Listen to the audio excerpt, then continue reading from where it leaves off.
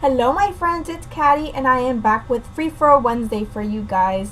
For today's project I'm working on a layout and I am going to begin with this paper here that you see. I'm very inspired by the mood board this week. I love the different shades of pink and that sort of dark kind of like a fuchsia color, so I thought this paper was really perfect for it because it has like a gradient. That is by Authentique and it is called Blushing from the Adore collection. This one I'm showing you here is from the Simple Stories Vintage Bliss collection, and I am going to cut out some of these letters. That's kind of why I bought the paper. I love those letters and I really wanted to cut them out. And I'm going to make some words with the letters, which you'll see in just a minute. Now I do cut out these letters and then I do cut out the word to a little bit later and I replace that number 2. So I wanted to bring in the coral in that number 2, but I don't end up using it. So I pulled out some of these stickers. These are from Thickers and they're called You and Me. I'm not sure what collection these are from, but I know they are from Thickers and they are called You and Me. So I'm going to also use that ampersand, which is from the Cut Shop. I'm not sure if that's available in the Cut Shop Etsy shop, but that's a cut file that Ashley offered for National Scrapbooking Day, and it was a free downloadable cut file. So I got that and it's really cool. It has like a shattered glass or a shattered kind of effect on it, so it's really cool. And then those gold thickers are Dear Lizzie. Those are the desktop thickers. So I'm just kind of playing around with this, and I'm gonna end up with sort of a as Victoria Marie would say, a loose grid, I think she says. So that's kind of what I'm gonna end up with, sort of a grid pattern. So I'm just messing around here with the letters and trying to see if I want to change anything up. Thought about using the U in that font, but you'll see in the end that I don't end up doing that.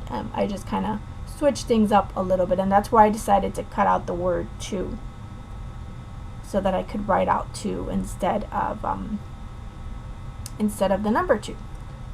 So that's what I'm doing right now, and you're gonna see I'm gonna come back and I kind of laid things out kind of sort of how I want them. I will still move a couple things around, but I will go ahead and kind of stick to a similar pattern.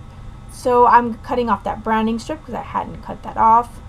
And I love that this paper really goes from a light pink to a dark pink, which is kind of like that fuchsia color that is in the inspiration board. So I really like that.